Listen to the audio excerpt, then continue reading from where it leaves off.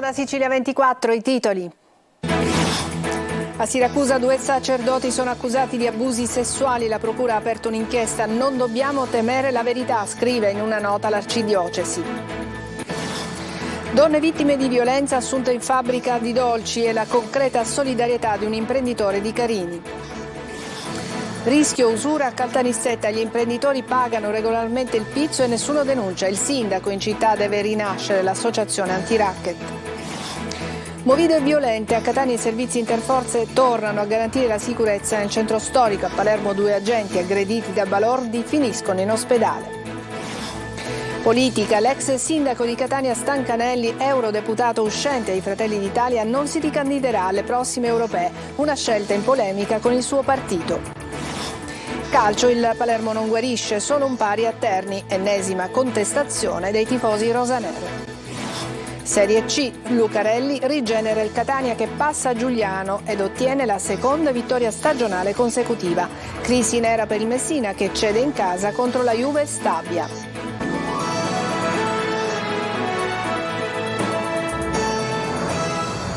Bentrovati. 2 sacerdoti sono stati denunciati per abusi sessuali. La procura di Siracusa avrebbe aperto un'inchiesta sul nuovo caso. Non dobbiamo temere la verità, scrive in una nota l'arcidiocesi, mentre Don Di Noto invita a denunciare. Lorena Dolci. Sono notizie con il contagocce. 2 sacerdoti siracusani indagati per presunti abusi sessuali. Una vicenda arrivata direttamente negli uffici della procura che ha già interrogato decine di persone. Un'indagine allo stato embrionale di cui la curia di Siracusa dichiara di non essere a conoscenza. Non dobbiamo temere di proclamare la verità, anche se a volte scomoda, ma piuttosto di farlo senza carità, senza cuore, scrive in una nota oggi l'arcidiocesi, citando le parole di Papa Francesco, mettendo in guardia però contro l'informazione scandalistica. Un altro caso che potrebbe allungare il numero dei preti pedofili. Qualche anno fa la denuncia di un giovane di Francofonte, oggi maggiorenne, che aveva raccontato di avere subito violenza da un sacerdote dall'età di 9 anni fino ai 18. L'udienza preliminare per l'ex cappellano militare è fissata per il prossimo 16 gennaio. In carcere a 83 anni è finito l'ex arciprete di Augusta, condannato per abusi sessuali ad oltre 5 anni.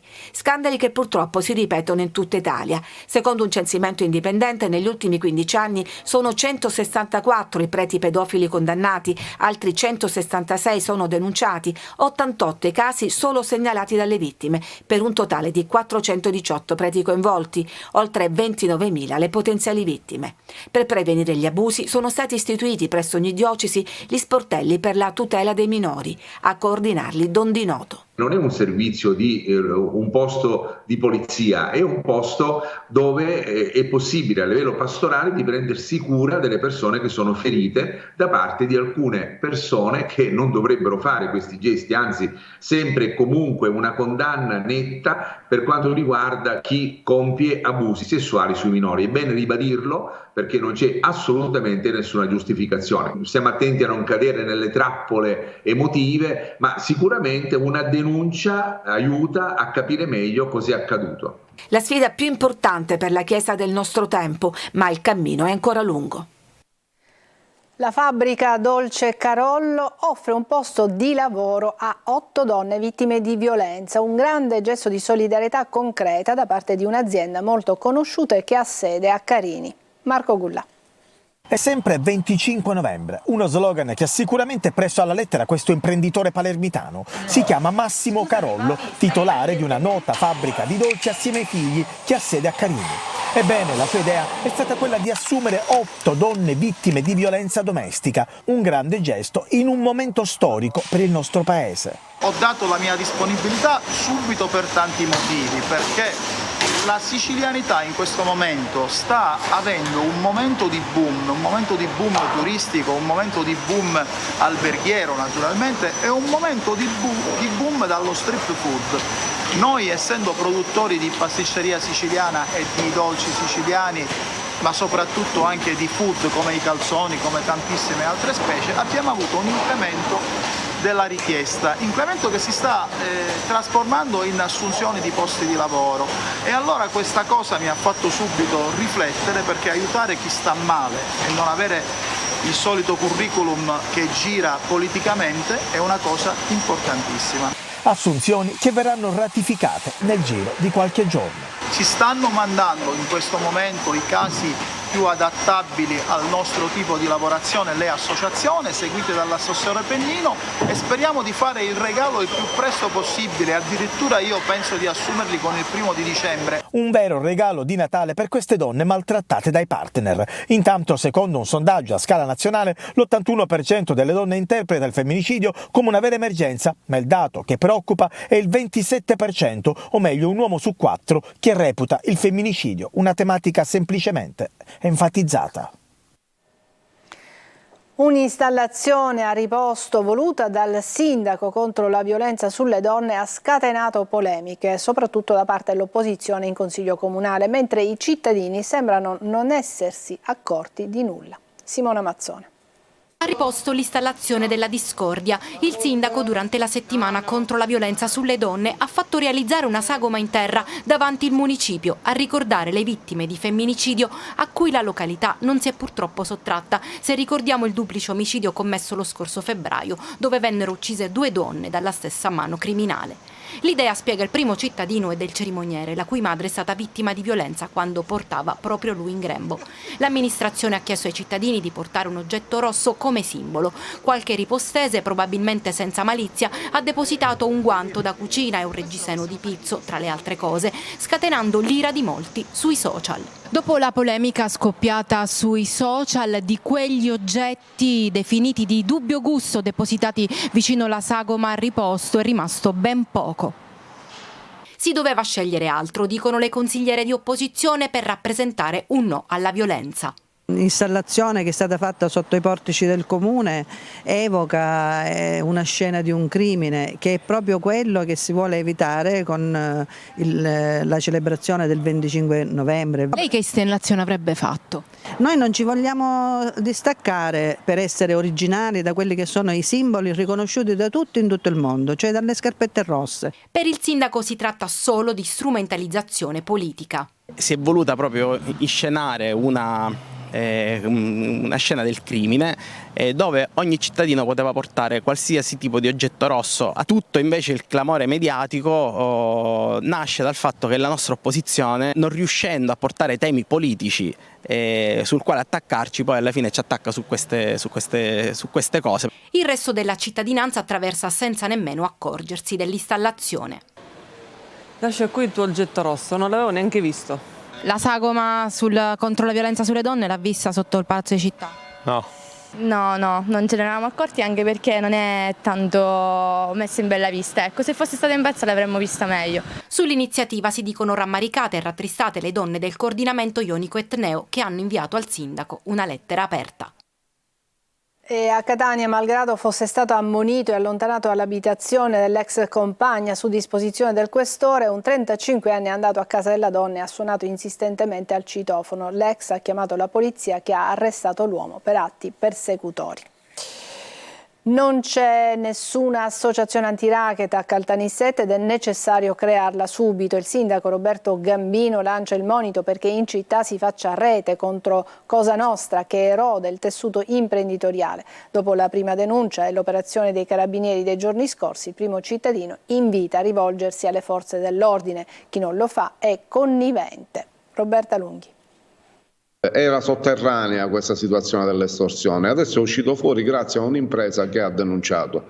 Però a Caltanissetta non ci sono associazioni antiracket. La denuncia è forte e chiara e arriva da Roberto Gambino, sindaco di Caltanissetta. Non c'è nessun appiglio in città per gli imprenditori vessati dalle estorsioni, dopo che il c'è ma non si dice non può più valere, perché il vaso di Pandora è stato scoperchiato dopo la denuncia di un imprenditore e l'operazione dei carabinieri che ha messo in luce un sistema collaudato di estorsioni, una nuova frontiera del pizzo pagato anche con bonifici bancari. Le vittime che hanno già pagato e che quindi si trovano in queste condizioni, probabilmente già gli inquirenti conoscono i loro nomi. Quindi io ho invitato loro a recarsi presso le forze dell'ordine e collaborare immediatamente, perché sennò sono conniventi con questo sistema. Il tessuto imprenditoriale di una città nota per essere numero 106 nella classifica della qualità della vita, ma che cerca di risollevarsi, è macchiato da una mafia sotterranea che colpisce e che deve essere stanata. E io ho lanciato anche un appello al fine di andarla a costituire l'associazione antiracket o andarsi ad associare ad altre associazioni su scala regionale, perché una volta che il problema è uscito fuori, le imprese vanno tutelate. C'è un'imprenditoria anche diffusa che sta lavorando e che si trova vessata da questo cancro. Il segnale positivo c'è dopo la denuncia di un imprenditore, 75.000 euro versati in 15 mesi, che ha portato agli arresti di 2 persone. Noi come comune di Caltanissetta siamo costituiti parte civile nel processo montante e già in Corte d'Appello ci hanno riconosciuto una provvisionale. Voglio vincolare questa provvisionale che incasserà il comune di Caltanissetta dal signor Montante per finanziare questa fondazione antiracket. E adesso parliamo di movide violente. A Catania sembrano funzionare i servizi interforze per garantire sicurezza nel centro storico, mentre a Palermo 2 agenti proprio pochi giorni fa sono stati aggrediti a balordi e sono finiti in ospedale. Tonino De Mano. L'offensiva è lanciata, l'obiettivo è riportare ordine e sicurezza sui luoghi della movida a Catania, come a Palermo. Nel capoluogo etneo la mano pesante disposta dopo una serie di incontri del Comitato per l'Ordine e la Sicurezza Pubblica sembra stia dando i primi frutti, con multi a raffica per una serie di violazioni nel centro storico, dalla sosta vietata alla guida senza casco o patente, passando ai controlli alle piazze di spaccio o alle occupazioni di suolo pubblico. In prima linea polizia, carabinieri, guardia di finanza e vigili urbani, intervenuti in modo massiccio anche nel perimetro del Castello Orsino, che in passato è stato teatro di scorribande di giovinastri scooter. Lo abbiamo più volte documentato nei nostri servizi, cui si riferiscono le immagini. Schiamazzi, impennate ed acrobazie varie che non potevano essere più tollerate e che in effetti, su disposizione del questore Bellassai, sono state contrastate dalle forze dell'ordine, anche se occorre non abbassare la guardia. La costante presenza di uomini e mezzi e quindi un maggiore presidio hanno evitato intrusioni dai varchi secondari nella zona di Piazza Teatro Massimo, dove è stata scongiurata anche una rissa. Complessivamente sono state controllate 137 persone, 38 le sanzioni per violazioni al codice della strada. Se la movida è stata tenuta a bada, un episodio inquietante riguarda ancora una volta la MTS. Dopo le aggressioni agli autisti, questa volta è stato preso di mira un bus, il Librino Express, in transito sul viale Moncada. Sull'episodio vige il massimo riservo. Sembra che il mezzo sia stato raggiunto da un proiettile vagante o sia stato oggetto del lancio di una o più pietre. 2 i vetri andati in frantumi in contemporanea, per una vicenda che presenta ancora molti lati oscuri e su cui i vertici della MTS hanno imposto il silenzio. Da Catania a Palermo, dove la movida è stata più movimentata, con 2 agenti finiti in ospedale per un'aggressione in via dei Chiavettieri, calci, pugni ed anche una bottiglia in faccia per uno degli operatori, che sono stati costretti a chiedere rinforzi. Solo a quel punto il gruppetto di balordi è riuscito a scappare. I 2 poliziotti sono stati portati in ospedale. La prognosi è di 10 e 6 giorni. La Guardia di Finanza a Caltanissetta ha confiscato un patrimonio del valore di oltre 5 milioni di euro illecitamente accumulato, secondo l'accusa, da Gabriele Giacomo Stanzù, ritenuto dagli investigatori in contatto con il clan mafioso di Gela degli Emanuello. I sigilli sono stati posti a un'azienda agricola nell'Ennese, a 55 immobili e 3 autoveicoli. E adesso ci fermiamo per la pubblicità, tra poco.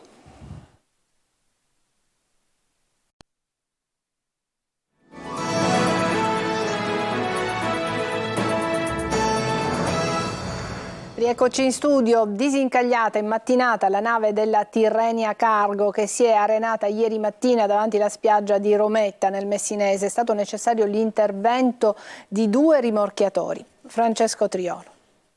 Sono state operazioni complesse, ma alla fine la nave traghetto Tirrenia Cargo, che si è arenata nella notte tra sabato e domenica nella costa di Rometta nel Messinese, è stata disincagliata. A coordinare le operazioni è stata la Guardia Costiera di Milazzo attraverso l'utilizzo di 2 rimorchiatori. La nave era agganciata ad un rimorchiatore che la stava trasportando verso la Turchia per la sua demolizione, quando sabato notte, a causa del maltempo e del mare mosso, si è sganciata ed ha proseguito la sua corsa senza alcun controllo sino ad arenarsi nei pressi della costa tirrenica. Il traghetto sino a questa mattina è stato monitorato dai volontari delle associazioni di protezione civile Pantera, Helios e Maremonti, che si sono date i turni con i vigili urbani del comune di Rometta. Quindi l'intervento della Guardia Costiera, con l'impiego appunto di 2 rimorchiatori in totale sicurezza e senza compromettere l'ecosistema marino. L'attività è stata preceduta dall'intervento a bordo di personale del nucleo ispettivo, sempre della Guardia Costiera,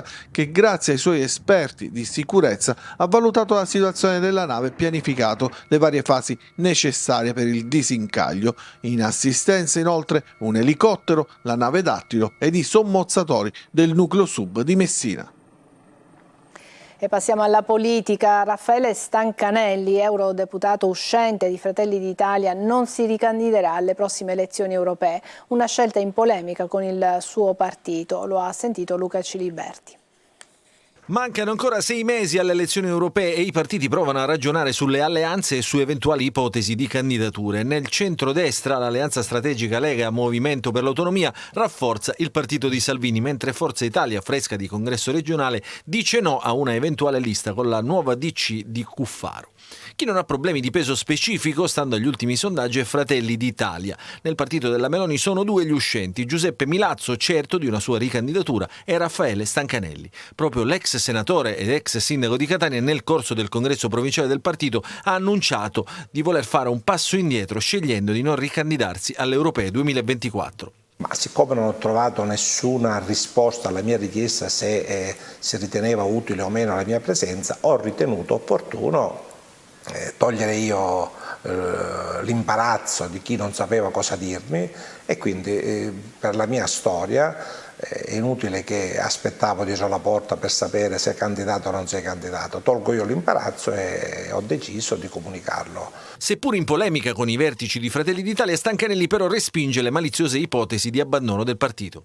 Ma io forse non ho messo in dubbio qualcuno che non è stato mai di destra e oggi si trova in questa avventura, visto che il partito è al 30%, quindi chi non mi conosce può dire queste cose, ma chi mi conosce anche dagli avversari politici sa che io sono un uomo di destra, non ho nulla da rinnegare. Con l'uscita di scena di Raffaele Stancanelli salgono le quotazioni di Ruggero Razza e Basilio Catanoso, che non hanno mai fatto mistero di voler correre per uno scranno europeo, o ancora come outsider quelle di Alberto Cardillo, riconfermato segretario provinciale del partito a Catania, e del sindaco di Gravina di Catania, Massimiliano Giammusso.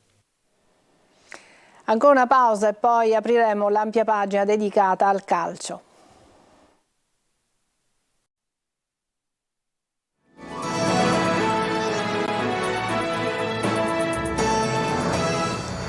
Ed eccoci arrivati al calcio. Continua a deludere il Palermo, che a Terni contro l'ultima in classifica non è andato oltre il pareggio. Corini resta sulla panchina rosanero. Marco Gullà. Un pareggio che ha il retrogusto quasi di una sconfitta, sì, perché il Palermo non è riuscito a vincere sul campo dell'ultima in classifica, la Ternana, che a sua volta ha giocato gli ultimi 20 minuti in inferiorità numerica per l'espulsione di Corrado. Il Palermo non sa più vincere, 1-1 a Liberati, un pari che rallenta la corsa dei rosanero scivolati al 4° posto, ma quel che preoccupa in questo momento è soprattutto la mancanza di gioco. Il gol di Lucioni aveva illuso, ma il Palermo, anziché chiudere il match, ha arretrato il baricentro fino a subire il gol del pareggio nella ripresa a firma di Casasola. I tifosi continuano a inveire contro l'allenatore Eugenio Corini per la piazza principale responsabile del momento no dei siciliani, ma il tecnico insiste invece sulla direzione opposta e in sala stampa accetta il risultato. La squadra ci ha provato, abbiamo creato la superiorità numerica con l'espulsione di Corrado, abbiamo provato con un rischio così importante, con Matteo uscita di poco, e purtroppo non si è riusciti a vincere, ma anche qualcosa in questo momento. Dobbiamo perseverare, lavorare e dare risposte in campo a pensare a partire appunto dalla partita di venerdì col Catanzaro. Centrocampo senza idee, Brunori continua a non segnare, gli esterni sono evanescenti. La società rosanero conferma Corini sulla panchina, prossima sfida venerdì al Barbera contro il Catanzaro. Corini spera nel recupero di Di Francesco e Insigne. Un Catania concreto vince 1-0 a Giugliano e continua il suo percorso di crescita, centrando il secondo successo in 2 partite con Lucarelli in panchina. Marco Carli. Un altro segnale, un Catania senza Fronzoli centra la seconda vittoria consecutiva in campionato. Non era mai successo finora, ce l'ha fatta Lucarelli. Ecco appunto l'altro segnale, quello che il tecnico aveva saputo cavalcare dopo la vittoria con la Turris. Il vento che cambia, a Giuliano ha preso il nome di Samuel Di Carmine, che ad ogni intervista ricorda di vivere per il gol e che in Campania l'ha dimostrato ancora avventandosi sul pallone a 10 minuti dalla fine. Per lui è la sesta rete nel torneo. Ma siamo contenti perché è una vittoria fondamentale per continuare la nostra risalita dopo una settimana importante, perché già la prima vittoria era, diciamo, ossigeno per noi. Questo è un altro passo avanti per i nostri obiettivi. Sono felice del gol perché, come sapete, per me è tutto, e risbloccarmi dopo l'infortunio è stato fondamentale. Il gol del numero 10 non rende spettacolare la prova del Catania, non cancella d'un colpo le pecche che ancora ci sono. A Giuliano, ad esempio, manca qualcosa proprio davanti a centrocampo, nella qualità dei passaggi, nel fraseggio, ma arriva altro. Ancora gol sugli sviluppi di un piazzato, per esempio, oppure la solidità difensiva e di carattere. Alla fine, comunque, con Di Carmine nel primo tempo dopo una rimessa di Bois e con De Luca e soprattutto Dubickas nel finale, è il Catania a costruire le occasioni migliori contro una squadra che nelle ultime partite aveva fatto benissimo. I segnali che arrivano anche oggi sono dei bei segnali. Mi aspettavo qualcosa di più in fase offensiva, di avere un po' più di palleggio noi, però loro non ce l'hanno permesso, però ripeto, quello che ora è molto visivo, è visibile che la squadra non molla mai. A furia di segnali incoraggianti si può costruire qualcosa che intanto può chiamarsi continuità. La corsa è partita ed è tornato ad essere interessante scoprire dove potrà portare. Il Messina ha chiuso il mese di novembre senza punti, quinta sconfitta consecutiva contro la Juve Stabia, ma la società, contestata dai tifosi, difende l'operato del tecnico Modica. Sergio Colosi. Giacomo Modica sulla strada di Gaetano Auteri. La crisi del Messina, inchiodato ad 11 punti anche quest'anno come nel precedente, sembra senza fine. Salvezza lontana, incubo play-out e pericolo ultimo posto in un novembre disastroso. 5 sconfitte di fila e nessun gol, appena 2 punti negli ultimi 8 incontri. Sciotto, contestato dai tifosi, nega rinforzi dal mercato degli svincolati. Tiene Modica, magari nell'attesa delle sue improbabili dimissioni, e sfida il destino per un'altra impresa. L'unico a parlare nel Messina dopo il KO contro la Juve Stabia è stato il direttore sportivo Domenico Roma, altro esordiente in terza serie. Purtroppo il periodo ci dice che ci castigano ad ogni situazione e arriviamo per l'ennesima volta con le ossa rotte. Quindi c'è poco da fare, c'è da chiedere scusa al presidente, c'è da chiedere scusa ai tifosi per questo periodo, però non mi sento di, almeno per la prestazione di oggi e anche di Foggia, di condannare i ragazzi, perché anche a Foggia abbiamo preso 2 gol su palla inattiva, quindi ribadisco il concetto. Noi sicuramente un confronto con il presidente, con la proprietà, perché è giusto che sia così, però l'unica strada che io conosco è il lavoro. Sabato prossimo Messina è impegnato nello scontro salvezza a Teramo contro il Monterosi per evitare l'ultimo posto. Subito dopo il nostro telegiornale, come ogni lunedì, spazio al calcio siciliano con anteprima corner. Un focus di 30 minuti per analizzare l'ultima giornata di campionato di Catania, Palermo e Messina. Stasera poi dalle 20:45, sempre su Telecolor, la versione estesa di Corner, tutta dedicata al Catania. Tra gli ospiti il direttore generale del club rossazzurro, Luca Carra. Io mi fermo qui, è tutto per questa edizione di Sicilia 24, grazie per averci seguito, buon pomeriggio.